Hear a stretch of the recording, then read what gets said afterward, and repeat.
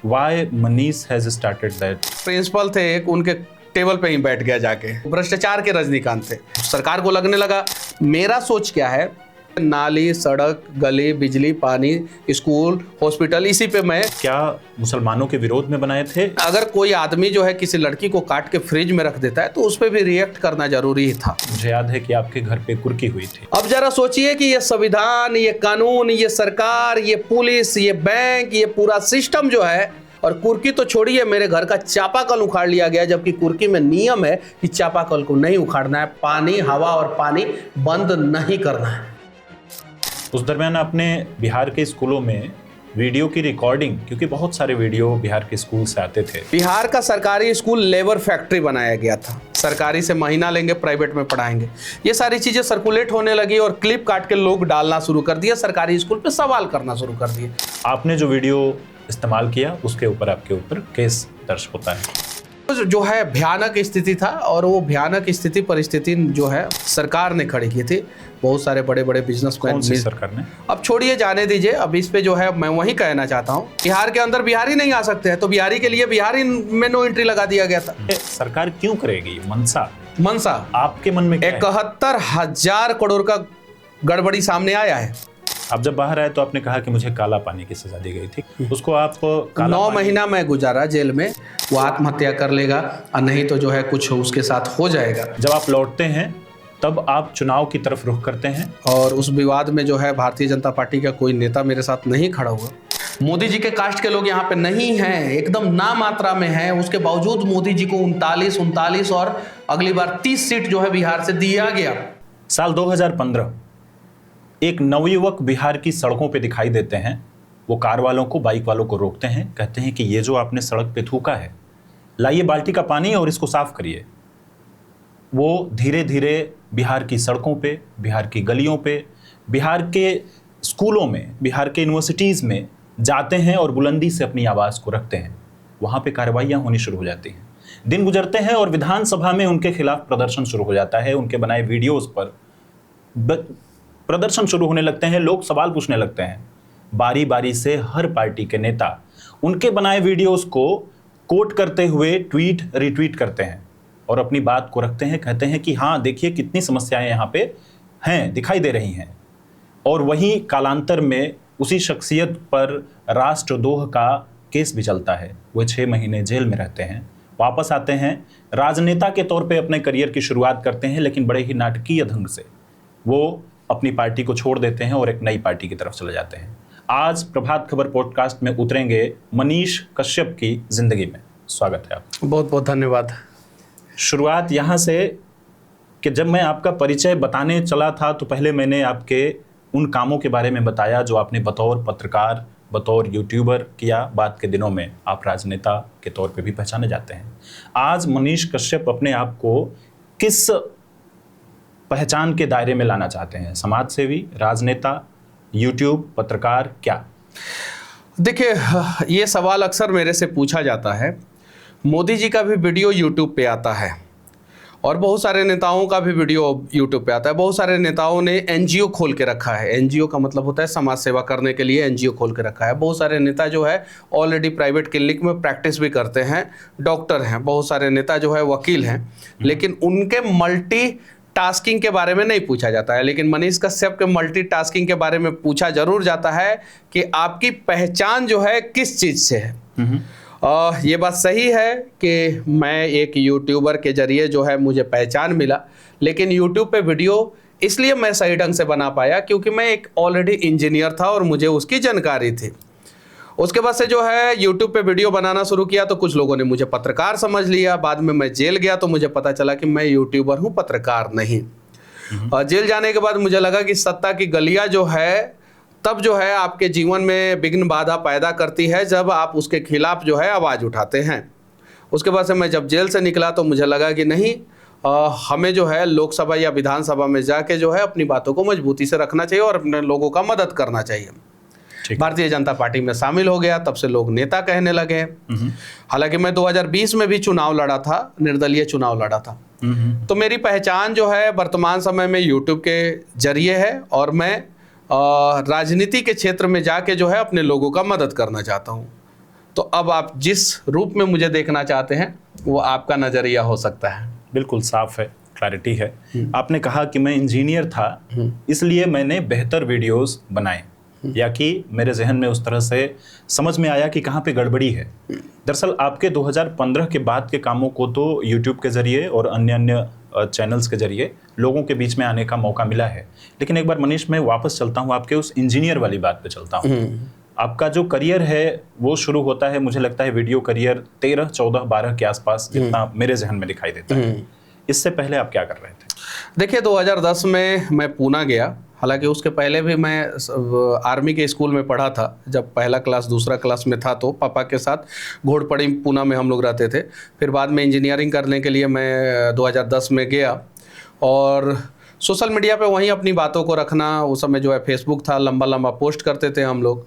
और उसके बाद से 2012 में मैंने एक कैमरा लिया था निकॉन का, और उस कैमरा से जो है वीडियो बनाना शुरू किया। और मेरे कॉलेज में जो है फ़ी बढ़ गया था, बिना बताए हुए फ़ी बढ़ा दिया गया था। तो उस पर हम लोगों ने आंदोलन किया। वहाँ पे कोई स्टूडेंट यूनियन होता नहीं था, प्राइवेट कॉलेज था। और ऐसे भी महाराष्ट्र में जो है शायद से स्टूडेंट यूनियन यूनिवर्सिटियों में नहीं होता है, ऑफिशियली नहीं होता है, अनऑफिशियली होता है। स्टूडेंट यूनियन का चुनाव नहीं होता है। तो 2012 में मैंने कॉलेज में वीडियो बनाना शुरू किया। उस समय जो है कॉलेज के सारे बच्चों ने देखा उस चीज़ को। बाहर सर्कुलेट हुआ कि नहीं हुआ मुझे नहीं पता, लेकिन कॉलेज के सारे बच्चों को वो सारी चीज़ें पता चल गई। एक बार थोड़ा सा मनीष यहाँ पे रोकूं कि why Manish has started that movement. क्या अपने अंदर कौन सी बात को आप पाते थे उस वक्त, क्योंकि स्टूडेंट्स और भी रहे होंगे? देखिए गलत चीज़ों पे रिएक्ट करने का आदत था मेरा शुरू से ही, गलत चीज़ों पे, और इसीलिए मैं रिएक्ट करता था। और हम लोग जो है कुछ बड़े फैमिली से नहीं आते थे। बड़े फैमिली से आने का मतलब है कि लोग जो है और भी चीज़ों का इस्तेमाल करते हैं, जैसे प्रिंट मीडिया में अपने सारे स्टेटमेंट्स को देना, इलेक्ट्रॉनिक्स मीडिया में स्टेटमेंट्स को देना, बैनर पोस्टर लगाना। हमें लगा कि सोशल मीडिया फ्री है। और उस समय जो है टाटा डोकोमो और यूनिनॉर जैसा और एयरसेल जैसा जो है कंपनियां जो है नेट थोड़ा सा ज़्यादा देती थी। तो हम लोगों को लगा सोशल मीडिया फ्री है और इसका इस्तेमाल किया जा सकता है, आसानी से इस्तेमाल किया जा सकता है। तो इसलिए जो है रिएक्शन तो अंदर था ही कि गलत चीज़ों पे रिएक्ट करना है। अब रिएक्ट करना है तो पहुंचाना कहाँ है? अपने ही अंदर ऐसे गुस्सा करके जो है कंट्रोल करना नहीं, दुनिया को दिखाना है कि यहाँ पे गलत हो रहा है और मेरे अंदर जो है इस गलती के ऊपर जो है गुस्सा है। तो वो सोशल मीडिया जो है एक जरिया मेरे लिए बना और मैंने जो है सोशल मीडिया पे चीज़ों को रखना शुरू किया। College movement? कॉलेज अक्सर होते रहता था हम लोगों का, और ज़्यादा नहीं, चूँकि प्राइवेट कॉलेज था और वहाँ पे जो है चीज़ें जो है थोड़ा सा साफ़ सुथरा रहती थी, क्लियर रहता था। ऐसा नहीं है कि बिहार जैसा नहीं रहता था, बिहार में रहते तो कुछ ज़्यादा ही होता, तो क्लियर रहता था। लेकिन साल में 1-2 बार जो है कॉलेज मूवमेंट हो ही जाता था। फिर आपने 2012 के आसपास वीडियोस क्रिएट करना शुरू किया? हाँ, कॉलेज से ही शुरू किया। कॉलेज में? अब बिहार कब लौटे? बिहार 2015 में भी कुछ दिन रहा, 16 में भी रहा, और 16 के बाद से जो है कंटिन्यूअस रहा। 16 के बाद से कंटिन्यूअस। 15 में जब आप आए तो कहाँ से शुरुआत हुई? मैं तो एमजेके कॉलेज में प्रिंसिपल थे एक, उनके टेबल पे ही बैठ गया जाके। डायरेक्ट जाके एमजेके कॉलेज के प्रिंसिपल के टेबल पे बैठ गया। क्यों? क्योंकि उस समय जो है परीक्षा और एग्जाम में ये सब चीज़ों में बहुत सारी धांधली थी। वहाँ पे और भी बहुत सारी समस्याएं थी, बच्चों ने बताया मुझे। तो वहाँ से शुरू हुआ चीज़ें। बेतिया रेलवे स्टेशन पे मैं गया, वहाँ पे वीडियो बनाया कि कुछ ट्रेनें चाहिए। अच्छा। पटना आया तो एक व्यक्ति जो मोटरसाइकिल से चल रहा था, उसने जो है सड़क पे थूक दिया था। तो मैंने बोला कि ये सड़क पे आपने थूक दिया है, आप अपने किचन में थूकते हैं क्या? नहीं। तो उसने बोला नहीं। तो क्यों नहीं थूकते? किचन को वो अपना मानता है। अपने घर के दरवाजे पे थूकते हैं क्या? नहीं। तो वो घर के दरवाजे को अपना मानता है, सड़क को वो अपना नहीं मानता था। तो मैंने बोला कि जब जिस सड़क पे चल रहे हैं उस पे आप थूक दे रहे हैं, अपने किचन और घर के दरवाजे पे नहीं थूक रहे हैं, तो लाइए पानी और साफ़ कीजिए। तो वो वायरल हुआ। उसके बाद से जो है बख्तियारपुर से एक बार मैं आ रहा था तो किसी ने जो है बस से जो है कचड़ा फेंका। अब क्या है कि पॉलीथीन फेंकने के बाद किसी मोटरसाइकिल वाले के सर पे भी जाके चला जाता है वो चीज़ें। कभी कभी गाड़ियाँ स्किट हो जाती है, केला वाला का छिलका या किसी चीज़ का छिलका फेंक देते हैं, संतरा उंतरा का छिलका कोई फेंक देता है। तो मैं उसको उठाया और फिर गाड़ी को रुकवाया। और फिर इस वीडियो के कई सेलेब्स ने भी ट्वीट। हाँ, मैंने देखा कि कुछ जर्मनी से, कुछ जापान, कुछ जर्मनी से, कुछ अमेरिका में रहने वाले लोग, भारत के लोगों ने, स्वच्छ भारत मिशन उसी समय शुरू हुआ था, तो उस पर जो है बहुत बढ़िया तरीके से रिएक्ट किया। भारत के भी बहुत सारे सेलिब्रिटियों ने जो है उस वीडियो को जो है बढ़िया तरीके से जो है ट्विटर पे जो है ट्वीट किया, और पक्ष और विपक्ष दोनों पार्टी के नेताओं ने जो है, मैंने देखा कि उस वीडियो को जो है ट्वीट किया था। राइट। आगे के दिनों में आप विधानसभा में तख्तियां लेकर के विधायक उतरे और उन्होंने कहा कि मनीष कश्यप के इस तरह के कामों को या तो रोका जाए या फिर यह ठीक नहीं हो रहा है। कम्युनिस्ट पार्टी के विधायक लोगों ने जो है मेरे खिलाफ जो है बिहार विधानसभा के गेट पे जो है धरना प्रदर्शन किया था। मैं साधारण सा लड़का विधानसभा के बाहर से आवाज़ उठाता था और विधानसभा के गेट पे जो है वो लोग जो है धरना प्रदर्शन करते थे। कम्युनिस्ट पार्टी के ही एक नेता थे, मैं नाम नहीं बताना चाहता हूँ, उन्होंने जो है बिहार विधानसभा में मेरे ऊपर जो है सवाल किए थे, अनेकों सवाल। मैं वीडियो बनाता था तो वो लोग कहते थे कि मनीष कश्यप के शब्दों का चयन सही नहीं है, ये सारी चीज़ें, बहुत सारी चीज़ें। जबकि आप देख सकते हैं कि अभी विधानसभा में ये लोग जो है कोई भी ऐसा गाली नहीं है जिसका प्रयोग ये लोग विधानसभा में नहीं करते हैं, अंदर नहीं करते हैं। तो इन लोगों का एक दुनिया है, उसमें जो है किसी और को घुसने नहीं देना चाहते हैं, किसी साधारण परिवार के युवा को तो और नहीं घुसने देना चाहते हैं। अच्छा। तो इसलिए जो है ये लोग जो है लगातार जो है मेरे खिलाफ जो है प्रदर्शन करते रहे, लेकिन अब नहीं करते हैं। हम आएंगे आपकी शब्दावली पर, आगे के क्रम में आएंगे। उस दौर को एक बार और जिक्र करते हैं। आपने कई एक ऐसे वीडियोस बनाए जिनमें आपने भ्रष्टाचार का खुलासा किया। उस दौर में आपने कई बेड ऐसे देखे जिनके अंदर पैसे रखे हुए थे और कई ऐसी घटनाएं। आपको अब क्या क्या याद रह जाता है? देखिए, मैं मगध यूनिवर्सिटी के भ्रष्टाचार पे वीडियो बनाया और पता चला कि 15 दिन के बाद जो है मगध यूनिवर्सिटी के पूर्व वीसी के ऊपर जो है छापा पड़ता है और उनके घर से 3 करोड़ से ज़्यादा रुपया मिलता है। मैंने जो है बेतिया में जो एक डीईओ जिला शिक्षा पदाधिकारी थे, उनके गड़बड़ियों के खिलाफ मैंने वीडियो बनाया। मैं देखता था कि मेरे ही कॉलोनी में जो है वो डीईओ का कार्यालय था, तो मैं देखता था कि 12 बजे तक ये लोग काम कर रहे हैं, 1-1 बजे तक काम कर रहे हैं, 9-9 बजे तक काम कर रहे हैं। फिर आसपास के लोगों से मैंने पूछा तो बोला गया कि रात के अंधेरे में जो है वो ट्रांजैक्शन होता है। अच्छा। फिर बाद में पता चला कि डीईओ साहब के ऊपर एक दिन छापा पड़ रहा है और उनके बेड के नीचे 2 करोड़ रुपया पकड़ा जा रहा है। वो जो 2 करोड़ रुपया पकड़ा गया था, ऐसा मेरे पास तो कोई पुख्ता जानकारी है नहीं, लेकिन जो लोग बताते हैं उस हिसाब से पता चला कि वो सिर्फ और सिर्फ 1 दिन का पैसा था।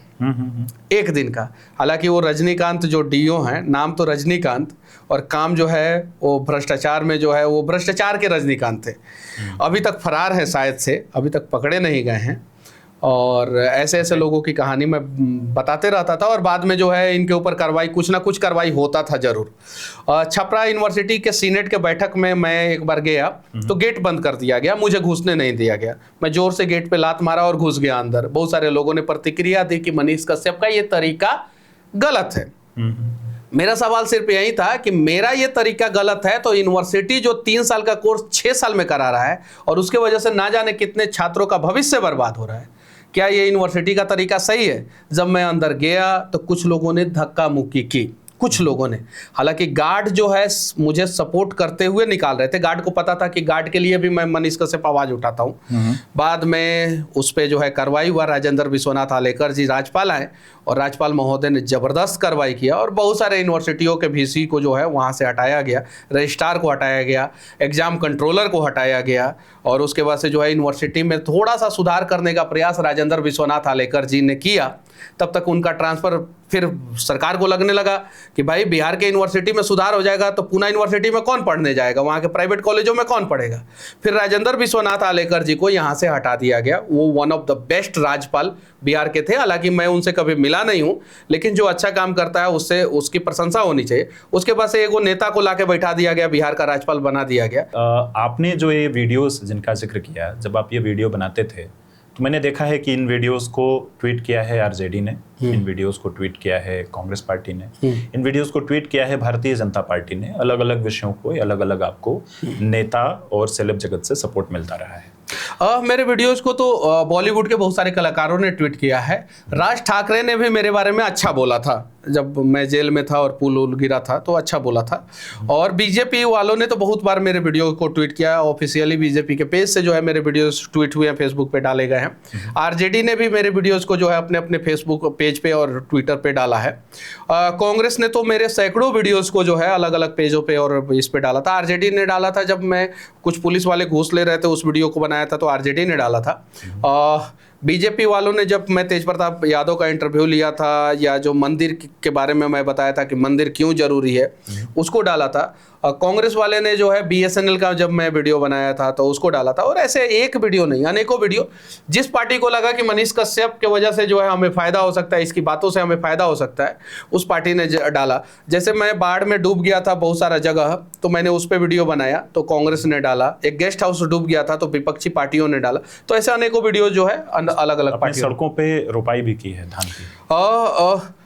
एक केआर स्कूल है, संत जेवियर स्कूल है, उसके बगल में रोड नहीं था तो वहाँ पे रुपाई कर दिया। चनपटिया के अनेकों गाँव में जो है ब्लॉक से जोड़ने वाला रोड सही नहीं था तो वहाँ पे जो है धान की रुपाई कर दिया। कहीं सड़क पे मैं सो गया, जैसे एडीबी बैंक जो है, एसबीआई का एडीबी ब्रांच जो है वो बेतिया में जो है मनसा टोला में है, तो वहाँ पे जो है मैं सो गया था। हजारी का रोड जो है एकदम खराब था। क्यों सो गए थे? मतलब कि रोड खराब है, थक गए हैं, नींद आ रही है तो रोडे पे सोएंगे ना। पहुंचते पहुंचते वहां पे कोई व्यवस्था नहीं है? नहीं है, नहीं, रोड खराब था तो वो सारा रोड जो है बना। और मैंने अनेकों सड़क के लिए आवाज उठाया। जैसे मुझे याद है एक डीएम आए थे हमारे बेतिया में, नीलेश रामचंद्र देवड़े। मुझे उन्होंने जेल में डलवाया था जहाँ तक मुझे जानकारी है, लेकिन one of the best DM है। देखिए विरोध अलग चीज़ है, लेकिन अगर मैं कुछ बोलता था तो वहाँ पे काम होता था। एक बार बानो छापर के रोड के लिए मैं बोल रहा था तो मुझे याद है कि कुछ बातचीत हुई थी हमारी उनकी, वो बातचीत मैं नहीं रखना चाहता हूँ कैमरे के सामने। तो फिर उनको लगा कि पगला है, चलो काम कर ही देते हैं। तो मैंने वीडियो बनाया और 2 दिन के बाद उन्होंने जेसीबी भेजा। पहले जो है जेसीबी से जो जहाँ जहाँ पानी लगा था वो सारी चीज़ पानी निकाल दिया गया, और उसके बाद से जो है वहाँ पे काम हुआ। और ग्रामीण एरिया में पूरे बिहार का सबसे चौड़ा सड़क बना, वो 12 फीट 4 इंच चौड़ा था। बाद में नीलेश रामचंद्र देवड़े जी ने उसको जो है ग्रामीण एरिया में, उस समय बानो छापर ग्रामीण आता था और वहाँ पे मुखिया होते थे, तो सबसे चौड़ा रोड बना। आज जो है वो बेतिया का one of the best VIP area है। उस समय जब सड़क नहीं बना था तो क्राइम कैपिटल होता था बेतिया का, वो जो है क्राइम का सबसे बड़ा गढ़ होता था बानो छापर। और आज जो है सारे वीआईपी बानो छापर में जाना चाहते हैं। तो ये होता है बदलाव। और मेरा सोच क्या है कि किसी भी राज्य को मजबूत करना है तो इंफ्रास्ट्रक्चर को मजबूत कीजिए, और इंफ्रास्ट्रक्चर जिस राज्य का मजबूत नहीं रहेगा वो राज्य मजबूत नहीं रहेगा। इसीलिए नाली, सड़क, गली, बिजली, पानी, स्कूल, हॉस्पिटल, इसी पे मैं फोकस करता हूं और इसी पे ज़्यादा वीडियो बनाता हूं। ठीक है, आपने कहा कि भारतीय जनता पार्टी आपके वीडियोस को ट्वीट, रिट्वीट और उनके ऑफिशियल वेरीफाइड पेजेस से डालती है। उन पेजेस में कई बार ऐसे वीडियो होते हैं मनीष जी जिनमें आप पाकिस्तान के बारे में या कि ऐसे किसी विषय के बारे में जो संबंध रखते हैं एक कम्युनिटी से, मुसलमान कम्युनिटी से। तो मैं इस पे आपसे ओपन पूछना चाहता हूँ कि जो आपने वीडियोस बनाए वो आप क्या मुसलमानों के विरोध में बनाए थे या कि कोई खास पहलू? देखिए, मैंने सैकड़ों वीडियो में जो है मक्का मदीना का तारीफ किया है और बोला है कि जिस प्रकार से अगर मक्का मदीना नहीं होता सऊदी अरबिया में तो शायद जो है यूएई, मतलब सऊदी यूएई में जो है 4, 5, 6 देश है, वो सारे देशों का डेवलपमेंट नहीं होता। बहुत सारे वीडियो में, 100 से ज़्यादा वीडियो में बोला है। लेकिन अगर कोई आदमी जो है किसी लड़की को काट के फ्रिज में रख देता है तो उस पर भी रिएक्ट करना जरूरी था, और उस पर मैं बोलता था, एकदम बिल्कुल बोलता था। मैं एपीजे अब्दुल कलाम के घर पे जाके मैंने वीडियो बनाया और बोला कि ही इज़ रियल हीरो, मतलब कि ये एक्चुअल में रियल हीरो है। तो कुछ लोग जो है शाहरुख खान को हीरो मानते हैं, तो शाहरुख खान पे मैं रिएक्ट कर देता हूं तो लोगों को लगता है कि ये मुस्लिम विरोधी है। मैंने 100 से ज़्यादा ठेकेदारों के खिलाफ वीडियो बनाया है जिसमें 99 हिंदू रहे हैं, तो किसी ने मुझे हिंदू विरोधी नहीं बोला है। मैंने अनेकों अस्पतालों में जो है हिंदू डॉक्टरों के खिलाफ वीडियो बनाया है, अनेकों स्कूलों में जो है हिंदू स्टाफ के खिलाफ वीडियो बनाया है, तो किसी ने मुझे हिंदू विरोधी नहीं कहा। लेकिन अगर कोई मुस्लिम व्यक्ति गलत कर रहा है और वहाँ पे मैंने रिएक्ट कर दिया, वहाँ पे वीडियो बना दिया, तो लोग कहना शुरू कर देते हैं कि ये मुसलमान विरोधी है। ऐसा क्यों? ये दोहरी मानसिकता लोगों की जो है ना, कहीं नहीं तो कहीं गलत है, और इसी का नाजायज फायदा पॉलिटिकल पार्टियां उठाती है। मैं एक बार गया था, मुझे याद है, मैंने हॉस्पिटल में बहुत सारा वीडियो बनाया, 100 से ज़्यादा वीडियो होगा मेरा हॉस्पिटल में। मैं एक बार गया था राजेंद्र नगर, वहाँ पे जो है पोस्टमार्टम के लिए जो है एक व्यक्ति ने घूस मांगा था, ठीक है, और संजोग से जो घूस मांगा था वो वीडियो में, आधे वीडियो के बाद उसका मैंने नाम पूछा तो पता चला वो मुस्लिम है। और उसके बाद से लोगों ने रिएक्ट करना शुरू कर दिया कि मुसलमान है इसलिए तुम ऐसा बोल रहे हो। अरे यार, पीएमसीएच में इतनी बड़ी लड़ाई हम लोग लड़े हैं, राजीव प्रताप रूडी एम्बुलेंस में जो है वहाँ पे उनके एम्बुलेंस में जो है बालू बिकता था, तो वहाँ पे जाके हम लोग वीडियो बनाए हैं। एम्बुलेंस के ऊपर चढ़ के जो है मोतिहारी में जो है जाके वीडियो बनाए हैं, बेतिया में जो है अनेकों वीडियो बनाए। तो मानसिकता लोगों की गड़बड़ हो गई है।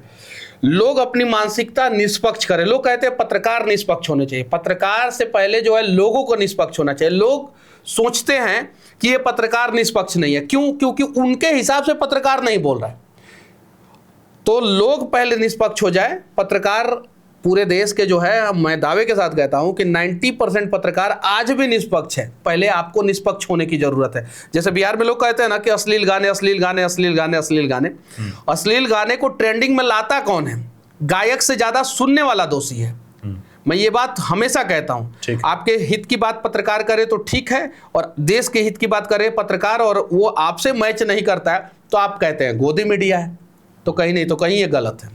ठीक है, आपकी बात से ये पिक्चर ड्रॉ होती है कि आपने कभी भी किसी कम्युनिटी विशेष के खिलाफ कोई बात नहीं रखी है, जैसा कि आप दावा कर रहे हैं। नहीं, मैंने वीडियो बनाया है लेकिन किसी कम्युनिटी विशेष के खिलाफ नहीं। उस कम्युनिटी में जो आदमी गलत है, अब ओवैसी के भाई कहते हैं 15 मिनट में जो है पूरे इसको खत्म कर देंगे, तो उस पर बोलना क्या गुनाह है क्या? एकदम बिल्कुल गुनाह नहीं है। अब पाकिस्तान के ऊपर बोल दिया जाए तो कुछ लोगों को लगता है कि उनके ऊपर बोल दिया गया। बांग्लादेश में हिंदुओं पे अत्याचार हो उस पे बोल दिया जाए तो कुछ लोगों को लगता है कि उनके ऊपर बोल दिया गया। ऐसा नहीं है। आप निष्पक्ष होकर चीजों को समझिए। हम लोग जो है सबकी बात करते हैं। बेहतर। अब आपसे सवाल यह जहां बनता है कि जब इस तरह की बातें कोई आकर के कैमरे पे करता है और लोग उसे सुनने लगते हैं, तो फिर वो ठीक नहीं होता मनीष। वो फिर एक पूरा खेमा तैयार होता है जो कहता है कि अब ये आवाज़ रोकनी पड़ेगी। उस आवाज़ को रोकने के क्रम में मुझे याद है कि आपके घर पे कुर्की हुई थी। क्या पूरा प्रकरण था? देखिए, घर की जो कुर्की हुई थी उसका केस ये था कि मैं स्टेट बैंक पारस पकड़ी जो स्टेट बैंक है उसके बाहर जो है खड़ा होकर मैंने एक वीडियो बनाया था। अब वीडियो क्यों बनाया था? क्योंकि मैं उस समय उतना फेमस नहीं था। मैं पारस पकड़ी बाजार में बैठ के एक मचान जो होता है, मचान पे बाजार में बैठ के हम लोग बैठ के भूजा पकौड़ी खा रहे थे। तब तक जो है मिर्ज़ापुर का एक व्यक्ति आते हैं जो दलित समुदाय से ताल्लुक़ रखते हैं। वो आते हैं और पैर पकड़ के रोने लगते हैं कि मनीष बबुआ तू हमारा बेटा के बचा सकता रहा। अच्छा।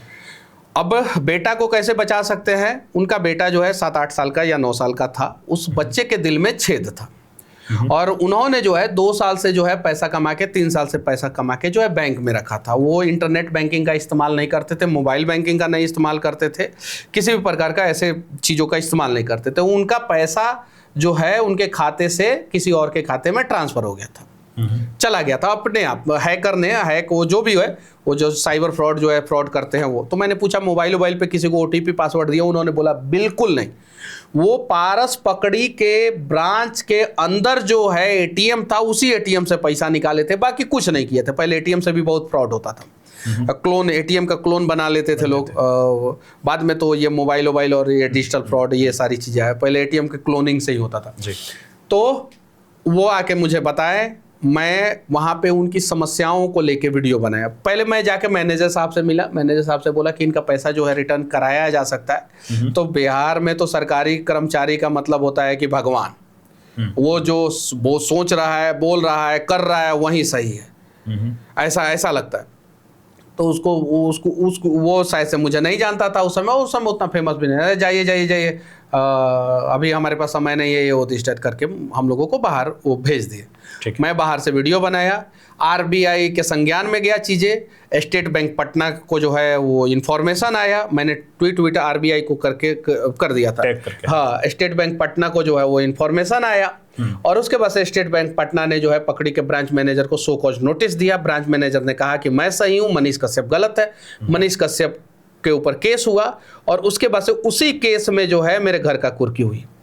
अब जो आदमी था उसका बेटा जिसके दिल में छेद था, दलित परिवार से कम्युनिटी ताल्लुक रखता था, वो अपने बच्चे का दिल का छेद का ऑपरेशन नहीं करा पाया, जिसकी वजह से उसका बच्चा मर गया।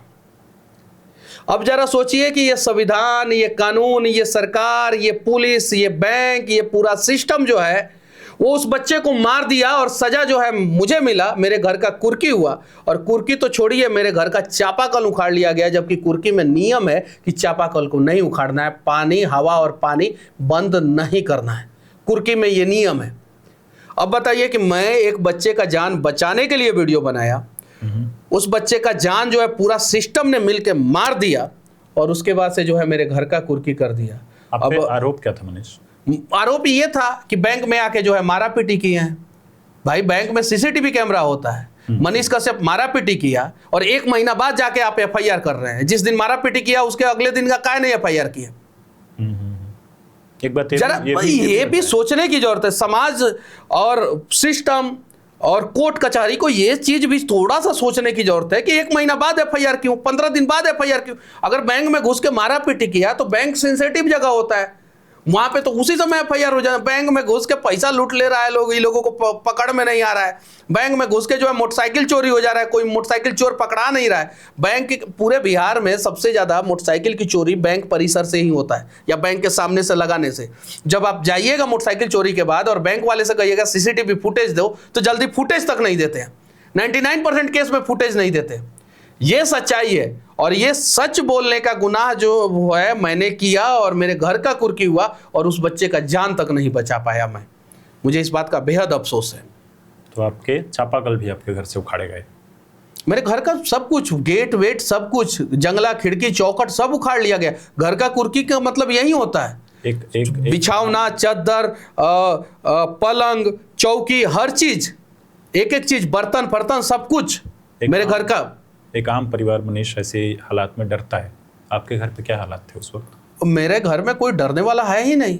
मेरे पिताजी बॉर्डर पे, मेरे बड़े पापा जो है आर्मी में, वो भी बॉर्डर पे रहे हैं। मेरे दादाजी जो है वो चीन के युद्ध में लड़े हैं और मेरे परदादा जो है, हमारा पूरा खानदान ही जो है वो स्वतंत्रता सेनानी रहा है। परदादा लोग जो है स्वतंत्रता सेनानी रहे हैं। ताम्र पत्र मिला है इंदिरा गांधी के द्वारा 1972 में, 72 या 73 में। तो हमारा परिवार डरने वाला नहीं था। हाँ, संकट आया था और थोड़ा सा जो है होता है संकट के घड़ी में जो है थोड़ा सा लगता है कि अब संघर्ष करना पड़ेगा। तो संघर्ष मेरा परिवार ने किया, लेकिन डरा नहीं। संघर्ष का दिन आए उसके बाद आपने यह जो क्रम शुरू किया, वो संघर्ष अभी आगे और बढ़ेगा, उसमें हम आएंगे। लेकिन मुझे याद है कि ये सब चीज़ें आपके साथ 2017, 18, 19 के दरमियान हो रही थी। उस दरमियान आपने बिहार के स्कूलों में वीडियो की रिकॉर्डिंग, क्योंकि बहुत सारे वीडियो बिहार के स्कूल से आते थे, लेकिन अब वो नहीं आते हैं क्योंकि अभी बिहार में वीडियो की रिकॉर्डिंग स्कूल्स में तो बंद है। इसमें आपने भी एक भूमिका अदा की है, आप बताएंगे उसमें क्या प्रकरण? मैंने स्कूलों में बहुत सारा वीडियो बनाया। उसके बाद से सरकार ने एक गाइडलाइंस जारी कर दिया कि स्कूल में जाके वीडियो नहीं बना सकते हैं। क्यों? क्योंकि मैं एकदम फैक्ट पे कड़वे शब्दों का इस्तेमाल करते हुए वीडियो बनाता था। फैक्ट्स और कड़वे शब्दों का इस्तेमाल। बिहार का सरकारी स्कूल लेबर फैक्ट्री बनाया गया था। मैं पूछ रहा था कि प्राइवेट स्कूल में अमीरों के बच्चे पढ़ते हैं तो उस प्राइवेट स्कूल में खिचड़ी क्यों नहीं खिलाया जाता है? मिड डे मील का योजना जो है प्राइवेट स्कूल में क्यों नहीं है, सरकारी स्कूल में क्यों है? खिचड़ी के ऊपर बच्चों का ध्यान रहेगा। सुबह आएंगे 9 बजे गरीब के बच्चे, ध्यान रहेगा 12 बजे खिचड़ी खाना है। पढ़ाई उनके दिमाग में घुसेगा नहीं, पहला चीज। दूसरा चीज, सरकारी स्कूल में जो है बच्चे एक एक क्लासरूम में जो है 5-5 क्लास के बच्चे पढ़ रहे हैं। ब्लैक बोर्ड जो है वो वाइट हो गया है या ब्लैक बोर्ड जो है पूरा खत्म हो गया है। अब जरा बताइए कि इस प्रकार के इंफ्रास्ट्रक्चर में जो है कोई IAS IPS निकलेगा? पहले हम लोग सुनते थे कि सरकारी स्कूल में पढ़ने वाला बच्चा IAS IPS बन गया। अब जो है कोचिंग और अलग अलग प्राइवेट स्कूलों में पढ़ने वाला बच्चा जो है IAS IPS बनता है। इन लोगों को लगने लगा, बिहार के नेताओं को लगने लगा कि अगर सरकारी स्कूल से जो है अगर IAS IPS पैदा होंगे तो नेताओं और नेताओं के खानदान के द्वारा जो प्राइवेट स्कूल चलाया जा रहा है वो स्कूल कैसे चलेगा। इसलिए इन लोगों ने, सभी लोगों ने मिलकर जो है सरकारी स्कूल को जो है पूरी तरीके से बर्बाद किया। सभी लोग। एक बात यहाँ स्पष्ट मैं कर दूं कि ये जो बात मनीष कश्यप कर रहे हैं ये सब ऑन कैमरा है। ये सारी जो ये बता रहे हैं कि स्कूल में व्हाइट बोर्ड नहीं है या कि 5-5 कक्षाओं के बच्चे एक ही कक्षा में पढ़ाई कर रहे हैं, इस पर इन्होंने वीडियो किए हैं, ऑन रिकॉर्डेड हैं। ऐसी बात नहीं है जिस किस्म की बातें कई बार हम राजनीतिक लोगों के मुंह से बयानबाजियां सुन रहे होते हैं। ये असलियत में है जो बातें अभी बता रहे हैं। कंटिन्यू करें। तो मैं लगातार वीडियो बनाता था। एक बार मैंने शिक्षा मंत्री को पकड़ लिया सचिवालय में जाके घुस के, उनके चैम्बर में जाके घुस के मैंने पकड़ लिया। मैंने वीडियो बनाया, संजोग से जो है 1 महीना के अंदर अंदर शिक्षा मंत्री हट गए। अच्छा। 1 महीना के अंदर शिक्षा मंत्री हट गए। वो जो आरजेडी के शिक्षा मंत्री थे, मधेपुरा से जीत के आए थे, उधर से ही जीत के आए थे, क्या नाम था उनका, अभी याद नहीं आ रहा है उनका। तो मैंने वीडियो बनाया, सवाल पूछा कड़वे कड़वे। फिर मैंने एक यूनिवर्सिटी में पूछ दिया किसी रजिस्ट्रार से कि आपके बच्चे कहाँ पढ़ते हैं, तो उन्होंने बोला कि मेरे बच्चे छोटे छोटे हैं। तो कहाँ पढ़ते हैं, तो प्राइवेट स्कूल में पढ़ते हैं, सरकारी से महीना लेंगे, प्राइवेट में पढ़ाएंगे। ये सारी चीज़ें सर्कुलेट होने लगी और क्लिप काट के लोग डालना शुरू कर दिया, सरकारी स्कूल पे सवाल करना शुरू कर दिए। क्योंकि सरकारी स्कूल को लेबर फैक्ट्री बना दिया गया था कि इन बच्चों को उतना ही पढ़ाना है जितना से किसी फैक्ट्री में जाके ये समझ सके कि करंट का तार नहीं छूना है, हाथ नहीं जो है बेल्ट में लगाना है, अपने आप को सेफ रखना है, बस इतना ही समझे और जाके जो है मजदूरी करे। बिहार के सरकारी स्कूल को ऐसा बना दिया गया था। तो इन सब चीज़ों को देखने के बाद जो है सरकार ने जो है सरकारी स्कूल में जो है वीडियो बनाना बैन करा दिया। उसके बावजूद जो है हम लोग बनाते हैं। अभी मैं आपके पास बैठा हूँ, वो 2 दिन पहले ही मेरे ऊपर FIR हुआ है। अभी पटना में 2 दिन पहले ही मेरे ऊपर FIR हुआ है, फिर भी मैं एकदम सड़कों पे हूँ। मौजूदा हालत पे आएंगे एक बार। मैं 2020 के आसपास आपके साथ बातचीत में पहुंचा था, जो क्रम बढ़ रहा था। 2020 कोविड पीरियड आता है, 2021 फिर से कोविड पीरियड के आसपास ही होता है। कुछ वीडियो के क्लिप्स आते हैं, जिन वीडियो के क्लिप्स में ऐसा लगता है कि भारत के अन्य राज्यों में बिहार के बच्चों के साथ कुछ इस तरह की घटनाएं घट रही हैं जिस पर नहीं होना चाहिए। कई मीडिया संस्थान उसके ऊपर करते हैं, रुख करते हैं, उन वीडियोस पर काम करते हैं। आपने जो वीडियो इस्तेमाल किया उसके ऊपर आपके ऊपर केस दर्ज होता है। नहीं, कोविड पीरियड के बारे में मैं बता देना चाहता हूँ। कोविड पीरियड के बाद की बात है, ये 2023 की बात है। 2021-22 की बात बता देना चाहता हूँ, 20 की।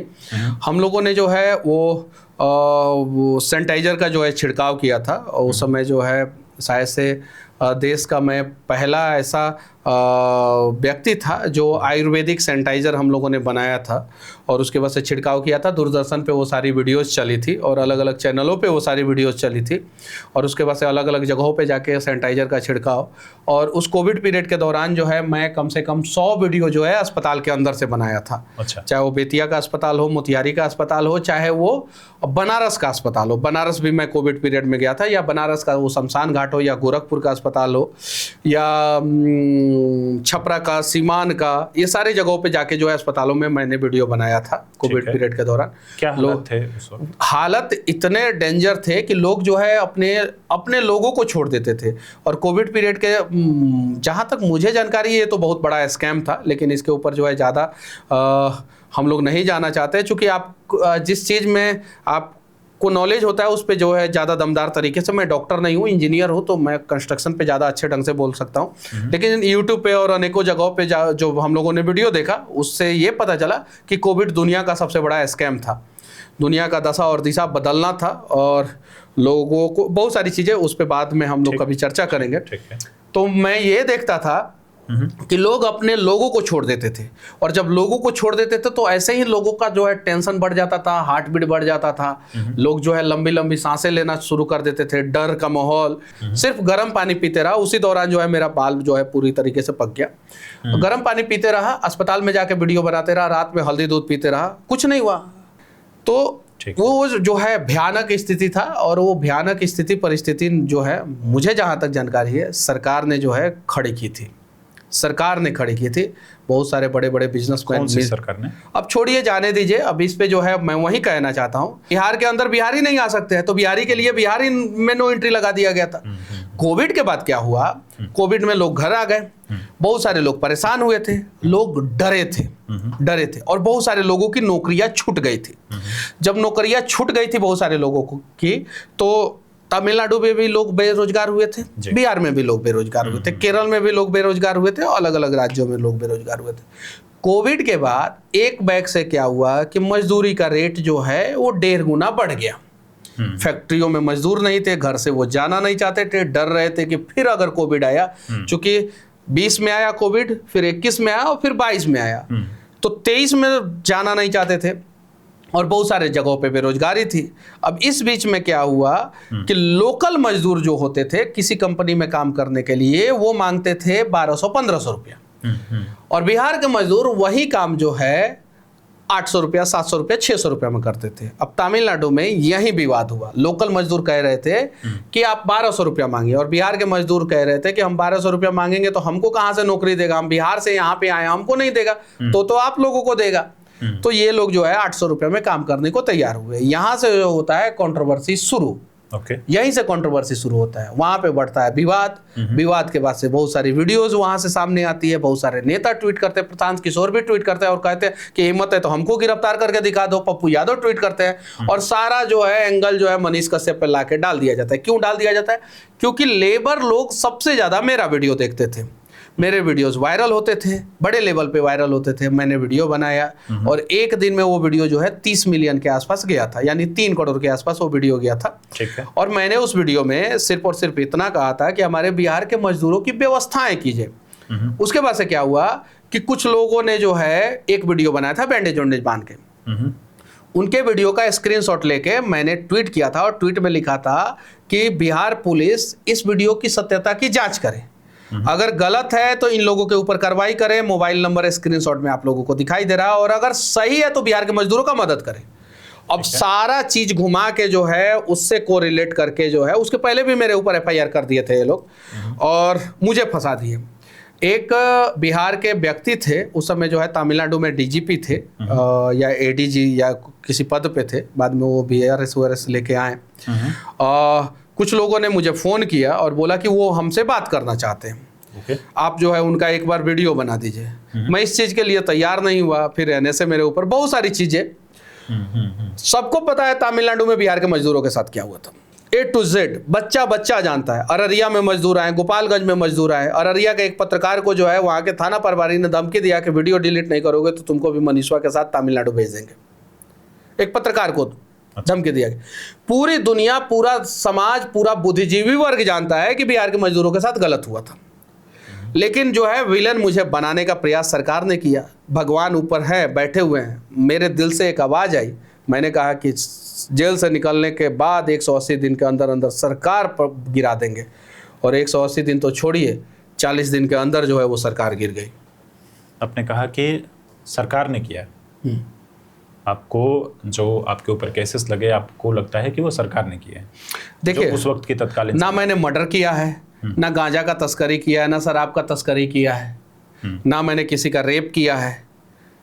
मैं तो लोगों के लिए आवाज़ उठाया हूँ ना मैंने किसी का जमीन कब्जा किया है, ना मेरा कोई जमीनी विवाद है। तो यानी कहने का मतलब है कि बाकी सारे चीज़ों के लिए तो मैंने आवाज़ उठाया, लोगों के लिए आवाज़ उठाया। और जब लोगों के लिए आप आवाज़ उठाते हैं, उसके बाद से जो है सरकारें जो है आपके ऊपर जो है कार्रवाई करती है, तो कहीं नहीं तो कहीं गलत है। सरकार को जो है सोचना चाहिए कि हम लोग जो है सरकार का समर्थन ही कर रहे हैं, क्योंकि अगर मान लीजिए सड़कें खराब है, वहाँ पे लोग गुजरेंगे, और लोग गुजरेंगे तो सरकार को वोट नहीं देंगे। और अगर सड़कों के लिए मैं आवाज़ उठा रहा हूँ, वो सड़कें बन जाएगी तो सरकार का सिलापट लग जाता है, वहाँ पे विधायक और सांसद का सिलापट लग जाता है। लोग गुजरेंगे, विधायक जी और सांसद जी का सिलापट देखेंगे और कहेंगे सरकार ने काम किया, सरकार को वोट देंगे। तो ये दोनों बातें विरोधाभासी हो गई। अगर सरकार की मदद वाले काम आप कर रहे थे, आपके वीडियोस इस तरह के थे जो सरकार की ही मदद कर रहे थे, फिर सरकार आपके खिलाफ और सरकार आपके ऊपर NSA जैसा लगाने के लिए मोटिवेट क्यों होगी? अरे हाई कोर्ट ने बोला है कि NSA का केस ही नहीं बनता है। मद्रास हाई कोर्ट का मदुरई बेंच में जो है NSA क्वेश कर दिया गया। क्वेश मतलब होता है खारिज, मतलब ऐसा नहीं है, कोर्ट ने ये नहीं कहा कि इस केस को चलाया जाए, मनीष कश्यप को बेल दिया जाए, इस केस को चलाया जाए। कोर्ट ने खारिज कर दिया उस NSA को, यानी कोर्ट ने ये मान लिया कि सरकार ने गलत तरीके से लगाया था, तभी तो खारिज किया। बात ठीक है, मैं वहां जाना चाहता हूं कि सरकार क्यों करेगी? मनसा आपके मन में 71,000 करोड़ का गड़बड़ी सामने आया है। कल अखबारों ने दिखाया है, प्रिंट मीडिया, इलेक्ट्रॉनिक्स मीडिया ने दिखाया। CAG का रिपोर्ट है ये कि बिहार सरकार ने जो है 71,000 करोड़ का जो बिल होता है या डेटा होता है वो सबमिट नहीं किया है। 71,000 करोड़ का मतलब होता है, कौन सी सरकार ने? अभी वर्तमान सरकार ने और पिछली सरकार ने। पिछली सरकार में भी 14,400 करोड़ का घोटाला हुआ है। CAG का रिपोर्ट है ये, कैग का रिपोर्ट है भाई, मेरा रिपोर्ट नहीं है, मनीष कश्यप का रिपोर्ट नहीं है। इस पे ना तेजस्वी जी बोल रहे हैं, ना नीतीश जी बोल रहे हैं, ना भारत माता की जय वाला BJP बोल रहा है, ना मजदूरों और गरीबों की बात करने वाला कम्युनिस्ट पार्टी बोल रहा है। कोई नहीं बोल रहा है, कल का रिपोर्ट है। और इसी पे अगर हम लोग जो है छानबीन कर दें अच्छे ढंग से और सबकी सच्चाई सामने ला दे, तो उन लोगों को लगता है कि भाई इसको पकड़ के जेल में डाल। तो ठीक है, अभी सीएजी का रिपोर्ट है, एक और रिपोर्ट में आपकी बात अभी वाली मैं 2023 में जाना चाहता हूं। मैं अभी, अगर आप सीएजी पे काम करते हैं तो आप कह रहे हैं कि आपके काम से नाराजगी हो जाती है। एक बार मैं वहां जाना चाहता हूं कि तब किस बात की नाराजगी थी? तब इस बात की नाराजगी थी कि मैंने पटना एयरपोर्ट पे एक सवाल पूछ दिया था। जो डेलीगेशन जा रहा था तमिलनाडु में, उसी फ्लाइट में उसी डेलीगेशन के साथ मैं गया। हालांकि डेलीगेशन को सरकार ने भेजा था, पैसा जनता के पैसा से, और मैं अपने खुद के पैसा से उसी फ्लाइट में जो है इंडिगो की फ्लाइट से तमिलनाडु जा रहा था। वहां पे एयरपोर्ट पे खड़ा होकर मैंने बोल दिया कि बिहार की सरकार जो है शायद से बिहार के मजदूरों का मदद नहीं करना चाहती है और निकम्मी सरकार है, इसीलिए जो है बिहार में फैक्ट्रियां नहीं लगाना चाहती है, और इसलिए बिहार के लोगों को दूसरे राज्यों में जाने के बाद जो है परेशानियों का सामना करना पड़ता है। और मैंने ये भी बोला कि तेजस्वी यादव जी जो एमके स्टालिन के बर्थडे का केक काट रहे थे, केक काटने गए थे, इस विवाद के बाद केक काटने गए थे, तो केक काटने के दौरान वहां के मुख्यमंत्री से ये भी पूछ लेते कि बिहार के मजदूरों की सुरक्षा की जिम्मेवारी आप लेते हैं कि नहीं लेते। इस बात पे युवराज को बुरा लग गया। अच्छा। और युवराज को लगा कि हमारा सत्ता जो है, सिंहासन जो है, ये तो हिला देगा। और उस समय जो है मजदूर, सारे मजदूर मेरे साथ थे, आज भी मजदूर मेरे साथ है, क्योंकि उनको पता है कि उनके लिए सबसे ज्यादा आवाज मैं उठाता हूँ। ठीक है, तो इस बात है कि ये जो दो खास विषय थे, यह इतने चुभने वाले थे, आपकी भाषा या आपके कहने का अंदाज, या कि वो जो पूरा विषय था, अरे अखबारों में छपा था इसके बारे में, वो इतना चुभने वाला था कि सरकार आपसे इतनी खफा हुई कि वो एनएसए के हद तक चली गई। अच्छा, ऐसा आप कह रहे हैं? अभी कुछ दिन पहले जो है पटना के एक बड़े अधिकारी ने पत्रकारों को धमकी दिया है कि नहीं, कि ठीक से चलाइए लोग, नहीं तो आपको लोगों के ऊपर कार्रवाई होगा। वही अधिकारी काहे नहीं बोल रहा है कि नेता लोग ठीक से बोलिए, नहीं तो आपके ऊपर कार्रवाई होगा। नेता रोज झूठ बोलता है, कोई दिक्कत नहीं है, और पत्रकार का सूत्र अगर कहीं गलती से जो है गलत साबित हो गया तो उसके ऊपर कार्रवाई होगा। गलती से गलत साबित हो गया, पत्रकार कोई और बड़ा मीडिया संस्थान जो है, प्रिंट हो या इलेक्ट्रॉनिक्स हो, कभी भी गलत खबर नहीं देना चाहता है, कभी भी नहीं देना चाहता है। वो खबर जो है किसी सूत्र के माध्यम से आता है, गलत होता है तो, और उसके बाद से जो है उसको जो है कंडेम्ड करना पड़ता है। मीडिया संस्थान कंडेम्ड करती है कि भाई ये गलत हो गया हमसे, वो छापती है ये चीज़ों को, खंडन करती है। नेता रोज झूठ बोलते हैं। वो बड़े अधिकारी जो है धमकी जो दे रहे थे, पूरा मीडिया का माइक लगा हुआ था, वो ये नहीं धमकी दे रहे थे कि पटना में अगर कोई नेता गलत बोल दिया, झूठ बोल दिया तो उसका टांग तोड़ देंगे, नहीं बोल रहे थे। लेकिन पत्रकार को जो है इसी भाषा में समझा रहे थे। टांग तोड़ना नहीं बोल रहे थे, लेकिन कह रहे थे कि अगर आप लोगों ने गलत किया तो आपके ऊपर भी कार्रवाई होगा, और कुछ लोगों ने गलत किया है उसके ऊपर कार्रवाई करेंगे। जरा सोचिए ना, लोकतंत्र की ये खूबसूरती जो है, नेताओं ने जो है बदसूरती में कैसे बदल दिया। उसके बाद आते हैं, आप जब बाहर आए तो आपने कहा कि मुझे काला पानी की सज़ा दी गई थी। काला पानी के बारे में भारत की लगभग जनता जानती है कि जो कठिनतम, कठोर से कठोर सज़ा जिसको कहते हैं भारत में, उसको काला पानी के तौर पे एक संज्ञा है, एक तरीके का उपाधि है, लोग देते हैं। तो आप अपनी जो 6 महीने आपने गुजारे जेल में, उसको आप 9 महीना मैं गुजारा जेल में, 9 महीने, और वो जो जिस सेल में मैं बंद था, वो सेल जो है 1865 में बना था, यानी अंग्रेजों ने बनाया था उस सेल को। और उस जेल का जो है सबसे पुराना वो स्ट्रक्चर था, सबसे पुराना। उसमें जो है हमारे देश के स्वतंत्रता सेनानी भी उसी सेल में बंद रहे हैं, उसी जगह पे। उसमें एक पंखा था, पंखा चलता था लेकिन बहुत धीरे धीरे चलता था। पंखा को कहीं हवा नहीं लगता था। एक रूम था छोटा सा, ईटा का बेड था, उसी पे सोना था। अंदर एक छोटा सा शौचालय था, उसी में जाना था, उसी में रहना था।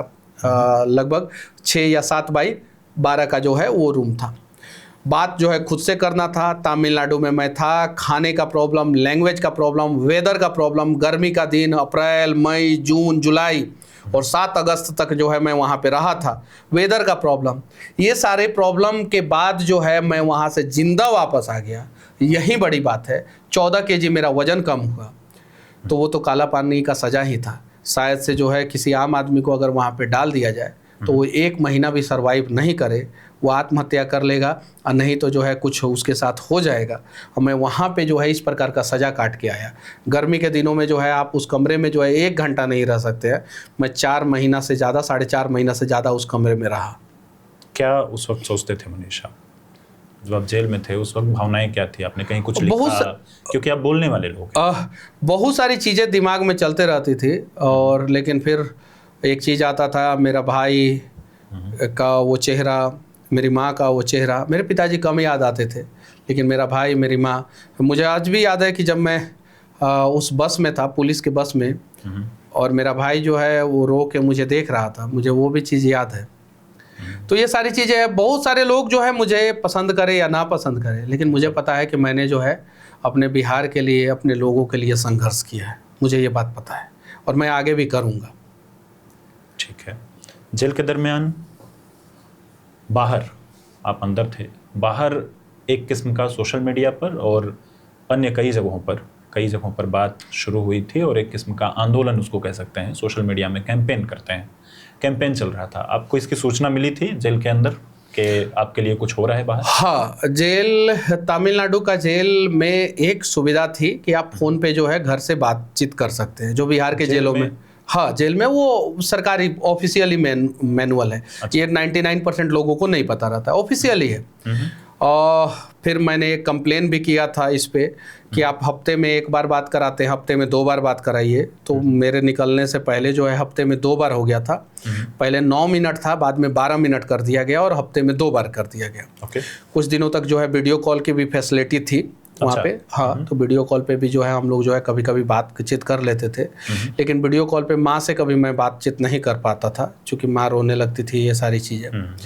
तो ये सारी सुविधाएं देनी चाहिए, जेल में सुविधाएं देनी चाहिए। आपको जो है महीना में जो है 2 बार आप इमरजेंसी कॉल कर सकते हैं, कभी भी, जैसे घर परिवार में कभी कोई इमरजेंसी आए तो इमरजेंसी कॉल कर सकते हैं 2 बार, कभी भी, ये सुविधा होनी चाहिए। और साथ ही साथ हफ्ते में 2 बार कॉल कर सकते हैं, 15-15 मिनट बात कर सकते हैं, ये सुविधा जेल में, हर एक जेल में होनी चाहिए। तो तमिलनाडु जेल में ये चीज़ें था। और कहा जाता है कि करुणानिधि जब जेल आए थे, M.K. स्टालिन के पिताजी जब जेल आए थे, तो उन्होंने ये सारी सुविधाएं जो है वहाँ से शुरू की, टीवी, पंखा, ये सारी चीज़ें।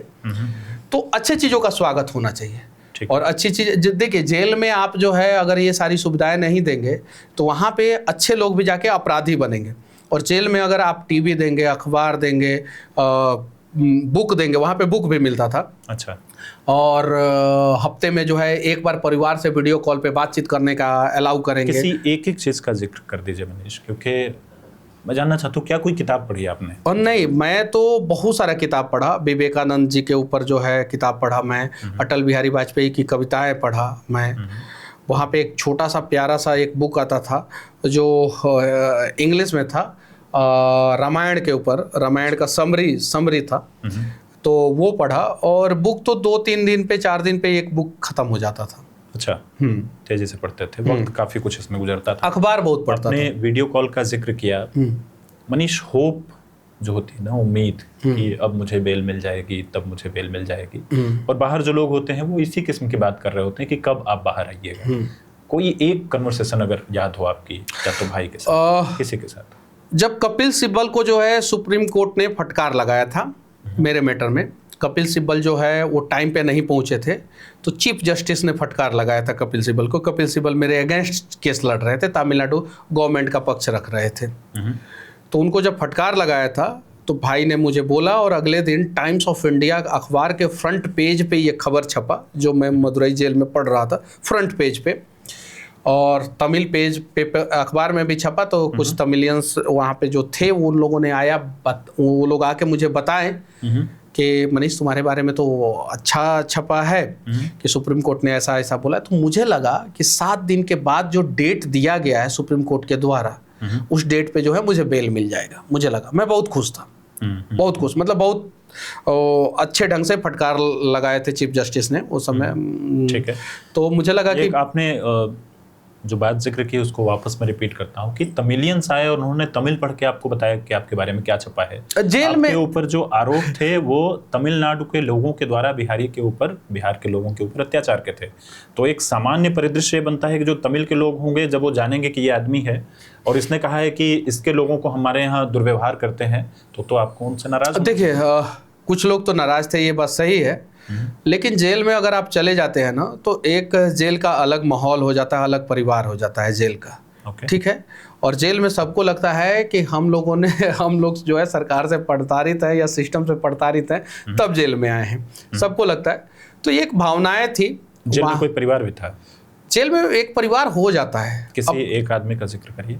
अब जैसे दुरई अन्ना वहाँ पे थे, उनके ऊपर आरोप था कि वो 25-30 मर्डर किए थे। अच्छा। ये आरोप था उनके ऊपर। अब सच्चाई क्या थी मुझे उतना जानकारी नहीं था। तो उन्होंने जो है एक टूटा फूटा इंग्लिश में जो है एक बात बोला था। उनको इंग्लिश नहीं आती थी, उनको तमिल आते था, हिंदी भी नहीं आता था। तो उन्होंने बोला था, if God will close one door then God open another door. ये उनका लैंग्वेज है, ये उनका इंग्लिश है। उन्होंने ये बात बोला था। ये कब बोला था? जब मुझे लगा था कि मैं बहुत परेशान हूँ और मैंने थोड़ा सा जिक्र किया था। तो उन्होंने बोला कि अगर एक रास्ता बंद होगा तो दूसरा रास्ता भगवान खोल देंगे। और संजोग से उसी दिन जिस दिन वो ये बात बोले थे मुझे, उसी दिन एक नोटिफिकेशन आता है कि मनीष आपको जो है बिहार जाना है, आज रात में 8 बजे आपके लिए गाड़ी आएगी और आपको शिफ्ट होना है। मुझे वो बात जो है जीवन भर याद रहेगा। एक अपराधी जिसके ऊपर जो है 25 से ज़्यादा मर्डर केसेस के चार्जेज हैं, वो अपराधी आके बोल रहा है और क्या बोल रहा है कि भगवान अगर एक रास्ता बंद कर देते हैं तो दूसरा रास्ता जो है खोल देते हैं। तो वो ये सारी चीज़ें जो है, कुछ चीज़ें जो है जेल की जो है वो जीवन भर याद रहेगी।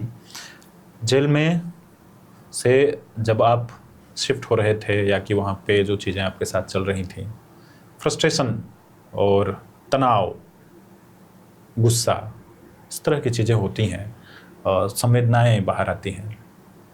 किसी एक दिन का जिक्र मैं आपसे चाहता हूँ कि जिस दिन आपको सर्वश्रेष्ठ या सबसे ज़्यादा गुस्से का या फ्रस्ट्रेशन का या कि इस तरह का भाव आया और आपने उससे टैकल कैसे किया? पटना बेऊर जेल की घटना है। बहुत सारे लोग जो है वो वहाँ पे, तो बेऊर जेल में क्या क्या चलता है वो तो सारी चीज़ें जो मैं बात बोला हूँ वो चीज़ें सामने आया है। गांजा का बात बोला हूँ, गांजा जो है सामने आ गया। मैंने वो और भी बहुत सारी चीज़ें बोली, सारे सामने आ गए। वहाँ पे कुछ लोग गांजा पी रहे थे जेल के भीतर, ये हाजत में, पटना हाजत में, जो बेऊर जेल से जो है हाजत आते हैं। तो मुझे जो है स्मेल बर्दाश्त नहीं होता है, वो चाहे सिगरेट का स्मेल हो, चाहे गांजा का स्मेल हो, चाहे कोई गुटखा खा के आके मेरे से बात करे, तो ये बर्दाश्त नहीं होता है। तो मैंने रिएक्ट किया कि भाई मुझे जो है उसमें जो है 2-3 हाजत है, तो मुझे यहाँ से निकाल के दूसरे में डाल दो। ठीक है। वो पुलिस वाले जो है थोड़ा सा टेढ़ा थे और शायद से तेजस्वी जी के समर्थक थे, शायद से। हर डिपार्टमेंट में कोई ना कोई किसी ना किसी विचारधारा का मानने वाला होता है। उन्होंने नहीं माना और वो बात नहीं माने। उसके बाद से जो है मैं निकला बाहर, और मैं जब निकलता था तो बहुत सारे मीडिया वाले मुझे घेरे रहते थे और मैंने अपना फ्रस्ट्रेशन जाहिर किया और वो वीडियो खूब वायरल हुआ। उसके बाद से पता चला कि मेरे ऊपर FIR होने वाला है। ब्रेकिंग न्यूज़ चला, न्यूज़ में बहुत सारे जगहों पे चला। फिर मुझे पता चला कि नहीं, लालू जी ने बोला है कि मनीष कश्यप के ऊपर FIR मत करो, नहीं तो और हाईलाइट हो जाएगा। तो ये सारी चीज़ें जो है सामने आई थी और ये फ्रस्ट्रेशन था मेरा। आप जेल से बाहर आए, सड़कों पर जाम लगा हुआ था। जेल से बाहर आने पे लोग बहुत सारे इंतजार कर रहे हैं। बेऊर प्रीमियर लीग जो होता है ना, क्रिकेट मैच, बेऊर जेल के अंदर जो लीग हुआ उसमें सारा ड्रेस मैंने व्यवस्था कराया था। जो पहन के जो खेलते हैं ना कैदी लोग अंदर, तो सारा ड्रेस का व्यवस्था मैंने कराया था। बेऊर प्रीमियर लीग जो बेऊर जेल के अंदर होता है उसमें सारा व्यवस्था मैंने कराया था। और 2019 में जब मैं बेतिया जेल में गया था, तो बेतिया जेल में तो बहुत सारे लोग जो है मेरे साथी और कलीग्स थे। तो बेतिया जेल में 15 अगस्त के अवसर पे जो है मैच होता है, अलग अलग टूर्नामेंट होता है, रस्सी और वॉलीबॉल, ये सारी चीज़ें। वॉलीबॉल का व्यवस्था मैंने कराया था, नेट का व्यवस्था मैंने कराया था। और 15 अगस्त को जो है बेतिया में पहली बार इस प्रकार से मैच मैंने कराया, इस प्रकार से पहली बार, फर्स्ट टाइम, कि कभी झगड़ा नहीं हुआ। और मैं पहला ऐसा व्यक्ति हूँ शायद से कि जो मुझे जेल में भी मेडल मिला, स्कूल में भी मेडल मिला, कॉलेज में भी मेडल मिला, राजनीतिक और सामाजिक लाइफ में भी मेडल मिला और जेल में भी मेडल मिला। उस समय जेल के सुपरिटेंडेंट थे और उन्होंने बोला क्या कि पहली बार मनीष ऐसा हुआ है। मैं उस समय रेफरी था। अच्छा। हाँ, मैं वॉलीबॉल भी खेलता हूँ, अच्छा खेलता था मैं जेल में, सारा चीज़ें मैंने सेटअप कराया था। तो उन्होंने बोला कि पहली बार मनीष ऐसा हुआ है कि जेल में बिना झगड़ा झंझट जो है मैच संपन्न हुआ। क्योंकि उस समय जो है हमने यूथ का एक बहुत बड़ा टीम बना लिया था। तो अपराधी लोग भी जो जेल में जो परमानेंट अपराधी बंद थे वो भी डरते थे कि ये सब हंगामा कर देगा। ये चीज़ है। तो बढ़िया से जो है मैच हुआ, तो इतना बड़ा मेडल जो है उस समय मुझे जेल में भी मिला। जेल में भी मेडल मिला था। बेहतर, बाहर आते हैं जब आप जेल से, तब मैं कह रहा हूँ कि उस वक्त सड़कें जाम हुई, आपके लिए लोग इंतजार में खड़े हुए थे कि मनीष कश्यप लौट आए हैं। वे लोग क्या अभी भी आपके साथ हैं? तमिलनाडु से जब मैं आया था बेतिया, तो रेलवे स्टेशन पे मेरे ऊपर जो है फूल का बारिश लोगों ने किया। तो ये एक बड़ा ब्रेकिंग न्यूज बना था कि एक अपराधी आ रहा है तमिलनाडु से और बिहार में तमिलनाडु के जेल से बिहार के जेल में जा रहा है, तो उसके ऊपर फूल की बारिश हो रही है और पूरा सड़क जो है बेतिया का जाम था, पूरा का पूरा सड़क जाम था। उसके बाद से जब मेरा बेल हुआ, जब मैं बेऊर जेल पटना से निकल रहा था, तो पूरे लोगों को उम्मीद था और पूरा सड़क जाम था। 2-2 दिन तक जो है पटना रेलवे स्टेशन पर लोग इंतजार किए थे। अभी भी जो है सारे लोग जो है साथ में हैं। वो लोग बस इतना चाहते हैं कि मनीष कश्यप जो है हमारे लिए आवाज़ उठाता रहे और मैं आवाज़ उठाता रहता हूँ। सवाल दरअसल यहाँ पे था कि जब आप लौटे, तो लौटने के बाद से राजनीति आपके जीवन में आधिकारिक तौर पे एंट्री लेती है। जब आप लौटते हैं तब आप चुनाव की तरफ रुख करते हैं, लोग आपका समर्थन करने लगते हैं और आपका कैंपेन बड़ा अच्छा दिखाई पड़ता है। लेकिन ऑल ऑफ सडन आप चुनाव से पीछे हटने का फैसला करते हैं। तो देखिए, पूरे प्रकरण के मुझे विश्वास में लिया गया कि मनीष आप चुनाव लड़के करना क्या चाहते हैं। तो मैं बोला कि लोगों की मदद करना चाहते हैं। तो उन्होंने बोला क्या कि हम लोग सरकार में हैं, हम लोग जो है आपको उस लायक बना देंगे कि आप सरकार में रह के लोगों का मदद कर पाएंगे। तो मुझे लगा कि ठीक है, चलिए, और आप जो है हम लोगों का सपोर्ट कीजिए। मैंने सपोर्ट कर दिया और उन लोगों ने मेरे साथ विश्वासघात कर दिया। और इस विश्वासघात की वजह से कुछ लोग नाराज हुए मेरे से, कुछ लोग नहीं, अनेकों लोग नाराज हुए। लेकिन फिर मुझे विश्वासघात, मुझे बोला गया था कि आपको जो है विधान परिषद में भेज दिया जाएगा या राज्यसभा बना दिया जाएगा, राज्यसभा में भेज दिया जाएगा, ऐसा बोला गया था। तो मैंने बोला था उसी समय आपसे भारतीय जनता पार्टी ने कही थी। हाँ, ओके, हाँ। तो ये चीज़ें जो है ऑन रिकॉर्ड भी है, उस समय भी ऑन रिकॉर्ड है, उस समय भी न्यूज़ चैनलों पे, अनेकों न्यूज़ चैनलों पे चला है उस समय। हाँ, जब मैं ज्वाइन हुआ था तो, और मेरी ज्वाइनिंग जो है दिल्ली से हुई थी, भव्य तरीके से हुई थी सारी चीज़ें। लेकिन फिर इन लोगों को लगने लगा क्या कि एक यूट्यूबर जो है इतनी आसानी से अगर जो है विधानसभा या लोकसभा में पहुंच गया या राज्यसभा में पहुंच गया या विधान परिषद बन गया, तो इसको देख के बहुत सारे यूट्यूबर और बहुत सारे साधारण परिवार के युवा ट्राई करने लगेंगे, कोशिश करने लगेंगे। तो हाथी का खाने का दांत अलग होता है, दिखाने का दांत अलग होता है। मोदी जी कहते हैं लाल किला से कि 1 लाख साधारण परिवार के युवाओं को, गरीब परिवार के युवाओं को राजनीति में आना चाहिए, और उनका पार्टी जो है साधारण परिवार और गरीब परिवार के युवाओं के सपनों को कुचल देता है। उसके बाद से जो है बहुत सारी चीज़ें, बहुत सारा प्रकरण, बहुत सारा घटना, और मुझे लगा कि नहीं, यहाँ पे हम लोग जैसे लोगों का कोई जगह नहीं है, और मैंने जो है पार्टी छोड़ दी। विश्वासघात तो पहले, आई थिंक आप ये थोड़े पहले की बात कर रहे हैं। विश्वासघात तो आपको तभी पता चल गया होगा जब राज्यसभा में या विधानसभा में आपके लिए चीज़ें नहीं हुई, अगर मुख्य वजह यही थी। पर आपने पार्टी तब छोड़ी है जब आपके जीवन में पीएमसीएच विवाद आया, जोड़ करके देखा जाता है कि आप। हाँ, ये बात सही है। और पीएमसीएच विवाद आया, ये सारी चीज़ें, और उस विवाद में जो है भारतीय जनता पार्टी का कोई नेता मेरे साथ नहीं खड़ा हुआ। तो मुझे लगा कि जब इतनी छोटा सा मुश्किल परिस्थिति में जो है ये लोग नहीं खड़ा होंगे, तो आगे तो और साथ नहीं देंगे। और पहले भी जो है ये लोग जो है बोल के जो है मुकर चुके हैं। तो मुझे लगा कि अब इन लोगों के साथ जो है रहना उचित नहीं है, और मैंने उन लोगों का साथ छोड़ दिया। तो आपने इन चीज़ों की वजह से भारतीय जनता पार्टी छोड़ी है? हाँ। ओके, आगे आपने जन स्वराज का रुख किया है। क्या आप चुनाव लड़ने जा रहे हैं 2025 विधानसभा में? एकदम बिल्कुल। और आपका क्षेत्र चनपटिया होगा? हाँ, जन्मभूमि और कर्मभूमि चनपटिया है।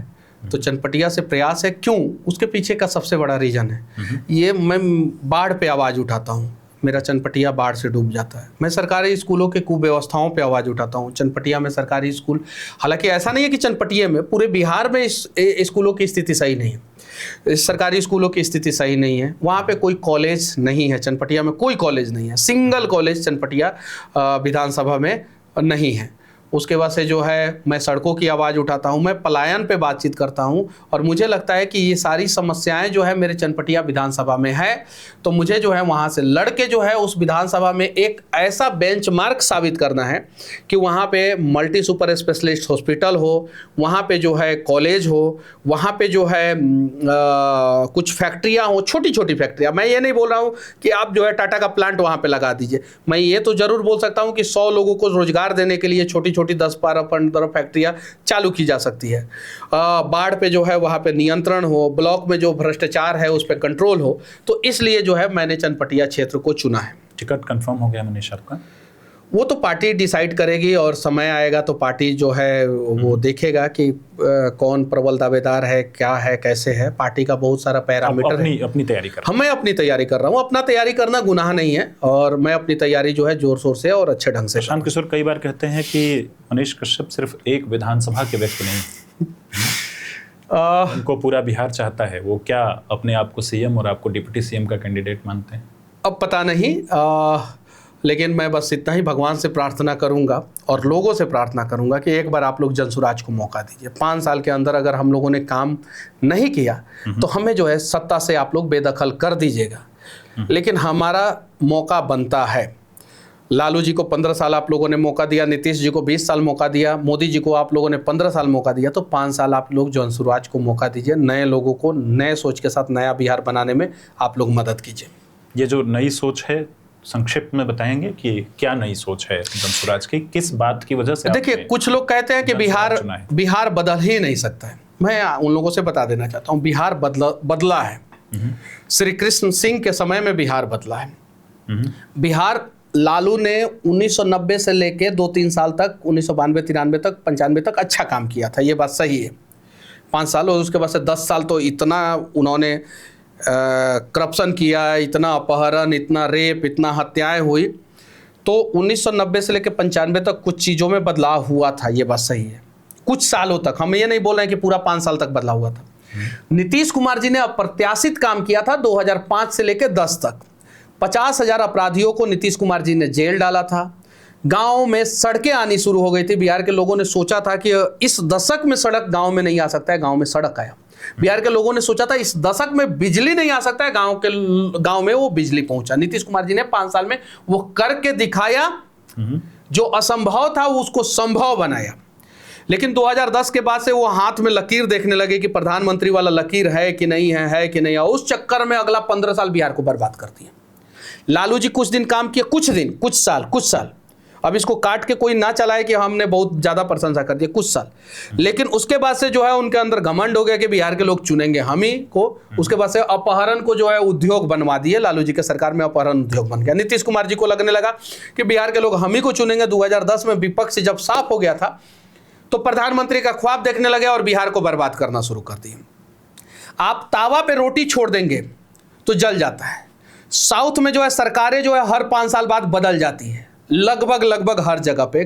कभी कभी रेयरेस्ट ऑफ रेयर सरकार एक्सट्रीम लेवल पे कुछ अच्छा काम कर दी होती है तो बच जाती है। एक्सट्रीम लेवल पे अच्छा काम की होती है तो यहाँ पे एक्सट्रीम लेवल पे बुरा काम करने वाली सरकारें बच जाती हैं। तो आप 5 साल के लिए मौका दीजिए और बिहार बदलेगा। नीतीश जी ने बदला था ना बिहार, श्री कृष्ण सिंह ने बदला था ना बिहार, तो 2025 से लेकर 30 के बीच में जनसुराज भी बिहार को बदल के दिखा देगा। इसलिए जनसुराज के लिए मैं मौका मांग रहा हूँ। ठीक है, आप जो ये कह रहे हैं कि बिहार बदलेगा नहीं, क्या नहीं बदलेगा? मैं ये बोल रहा हूँ कि बदल जाएगा। नहीं, मतलब आपने कहा कि कुछ लोग कहते हैं कि बिहार बदलेगा नहीं। हाँ, किस बात की तरफ? देखिए, यहाँ पे फैक्ट्रियाँ नहीं है, ठीक है। यहाँ पे ब्लॉक में आप चले जाइए, बिना भ्रष्टाचार जो है कोई काम नहीं होता है। नीतीश कुमार जी अगर चेहरे पे मास्क उस्क लगा के चले जाएंगे तो उनके साथ घोटाला हो जाएगा। कोई मिनिस्टर से सवाल पूछता है विधानसभा में, भूमि सुधार एवं राजस्व मंत्री से, कि आप अंचल में कभी गए हैं, ब्लॉक में गए हैं, तो वो कहते हैं कि हम काहे जाएंगे ब्लॉक में। ये भूमि सुधार एवं राजस्व मंत्री का स्टेटमेंट है और विधानसभा परिसर में उन्होंने स्टेटमेंट दिया है। अस्पतालों का कंडीशन ऐसा है कि एक बच्ची के पिता मर गए थे और ये परसों की घटना है, और मुजफ्फरपुर या दरभंगा अस्पताल में जो है जब वो बच्ची जो है सवाल करती है तो उस बच्ची को भी मार के जो है लहूलुहान कर दिया जाता है। पीएमसीएच का कंडीशन आपने देखा है। बाढ़ जो है वो आपदा जो है बिहार के लोगों के लिए है, अवसर जो है बिहार के नेताओं के लिए है। तो ये सारी समस्याओं को देखने के बाद कुछ लोग कहते हैं कि बिहार नहीं बदल सकता है, और मैं कहता हूं कि नए लोगों को मौका देंगे तो बिहार बदल सकता है।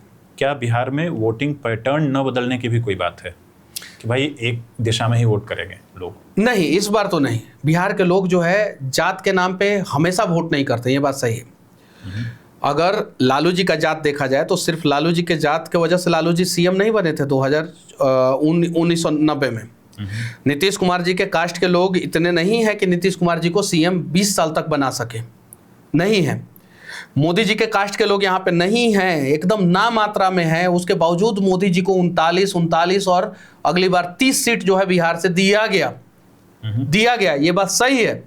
तो बिहार के लोग जात पे वोट देते हैं, ये भी बात सही है, लेकिन जात ही वोट का हर एक फैक्टर नहीं होता है, ये भी बात सही है। और इस बार बिहार के लोगों ने कमर कस लिया है कि बिहार के लोग किसी नेता का भविष्य बनाने के लिए वोट नहीं करेंगे, बिहार के लोग बिहार को बनाने के लिए, अपने बच्चों का भविष्य बनाने के लिए वोट करेंगे। आपके जेल प्रकरण, जेल के बाद भारतीय जनता पार्टी का आपको समर्थन, इस पूरे प्रकरण के बाद एक जनरल परसेप्शन की बात मैं बता रहा हूं कि अगर मनीष कश्यप कुछ कह रहे होते हैं तो अंदर खाने पीछे मन में एक सबकॉन्शियस माइंड में चलता है कि ये तो भारतीय जनता पार्टी से ताल्लुक रखते हैं या कि उस तरह की विचारधारा की बात करते हैं। इस जनरल परसेप्शन से आप कैसे डील कर रहे हैं फिलहाल, जबकि आप अब जरा बताइए भारतीय जनता पार्टी का सोच क्या है? और भारतीय जनता पार्टी का सोच जो है पूरे देश के लोगों का सोच हो सकता है क्या? राष्ट्रवाद भारतीय जनता पार्टी का सोच है क्या? ओके, तो आप मानते हैं कि आप राष्ट्रवादी हैं? हाँ, एकदम, बिल्कुल, एकदम 100%। भारत में अगर करप्शन है उसके खिलाफ आवाज उठाना। आज देखिए, अंग्रेज बिल्डिंग बनाते थे तो 200 सालों तक चलता था, पुल बनाते थे तो 100 सालों तक। कांग्रेस बिल्डिंग और पुल बनाता था तो कांग्रेस बिल्डिंग बनाता था तो 50 साल तक, पुल बनाता था तो 25 साल तक। बीजेपी के राज्य में बिल्डिंग बनता है तो 5 साल और पुल बनता है तो 1 साल। ओके, यानी अंग्रेजों ने जितना नहीं लूटा उससे 100 गुना ज्यादा कांग्रेसियों ने लूटा, और कांग्रेसियों ने जो है 60 साल 55 साल 60 साल में जितना नहीं लूटा उससे 100 गुना ज्यादा भारतीय जनता पार्टी के सरकार में जो है लुटाई हो गई पिछले 11 साल में। ये सच्चाई है। लूट का ग्राफ जो है सीधे बढ़ रहा है। एक आंकड़ा है 2023 के बाद से स्विस बैंक में भारतीयों का पैसा 3 गुना हुआ। अब 3 गुना किसका हुआ? राहुल गांधी तो स्विस बैंक में डालते नहीं होंगे, ऐसे ही डरे हुए हैं कि कहीं इधर उधर करेंगे तो पकड़े जाएंगे। विपक्षी तो ऐसे ही डरा हुआ है, ईडी सीबीआई से ऐसे ही डरा हुआ है। अब डाल कौन रहा है स्विस बैंक में पैसा? अब मोदी जी कहे थे लाएंगे, स्विस बैंक से पैसा लाएंगे। अब लोगों को समझ में नहीं आया कि ये तो रॉडी राठौर हैं, ये जो बोलते हैं वो नहीं करते हैं, और जो नहीं बोलते हैं वो जरूर करते हैं। लाएंगे के जगह पे भारत से पैसा चला गया, 3 गुना पैसा जो है स्विस बैंक में बढ़ गया। ये अखबारों का डेटा है, मेरा मनीष कश्यप का डेटा नहीं है। तो अब भारत माता की जय बोलवा के भारत माता को लूटने वाले लोग तो राष्ट्रवादी नहीं हो सकते, और उनसे मेरा सोच नहीं मैच कर सकता है। 11,500 करोड़ रुपया बिहार बाढ़ में रिलीफ के लिए दिया गया, कहाँ गया वो पैसा? 71,000 करोड़ का सीएजी बोल रहा है कि गड़बड़िया पाई गई, उस पर जो है क्यों नहीं कुछ कोई बोल रहा है? मोदी जी 1,25,000 करोड़ रुपया बोले थे कि बिहार को देंगे, दिए कि नहीं दिए ये क्यों नहीं बता रहे? अगर दिए तो उन पैसा का हुआ क्या, और नहीं दिए तो क्यों नहीं दिए? मोतिहारी में चीनी मिल खोलने की बात हो रही थी, अब चीनी मिल लोग भूल गए, अब मोतिहारी मुंबई बनने जा रहा है, ये बात हो रही है। तो मोतिहारी मुंबई बनता है, ये बात सही है, लेकिन बाढ़ के समय में, बारिश के समय में मुंबई बनता है, हर जगह समुंदर ही समुंदर का पानी दिखेगा। तो मनीष कश्यप जी के ढेर सारे सवालों के साथ यह वीडियो हम आपके हवाले छोड़े जा रहे हैं। हमने मनीष कश्यप से बात की, जो कि इनका अंदाज है कि जब कभी भी बोलते हैं तो उनकी भाषा, जैसा इन्होंने पहले ही सवाल में कहा कि मेरी भाषा लोगों को बहुत दिल में, प्यार में, उसमें आने वाली तो नहीं होती है, चुभती है, छुरी कटार की तरह बोलते हैं। आज का भी अंदाज इनका यही था, छुरी कटार वाली भाषा में ही इन्होंने अपनी राय, अपने पार्टी की राय, अपने लोगों के प्रति जो इनका भाव है, जो ये करना चाहते हैं, और साथ में अन्य पार्टियों के बारे में क्या सोचते हैं, इस पर खास बातचीत हमने की। आपका बहुत बहुत शुक्रिया मनीष जी। मुझे खुशी हुई आपसे ढेर सारी बात करके, आपके ज़िंदगी के अलग अलग पहलुओं के बारे में जान के। प्रभात खबर के सभी जो देखने वाले हैं उन लोगों को मैं कहना चाहता हूँ कि इलेक्शन एक्सप्रेस प्रभात खबर की चली हुई है, बिहार के सभी 243 विधानसभाओं में वो जा रही है। आप उससे जुड़िए। जिस तरह से मनीष जी ने अपनी बात को रखी है, पूरा भारतवर्ष खुला हुआ है और आप अपनी बात को रख सकते हैं। प्रभातखबर.com, विश्वास वही, रफ्तार नहीं।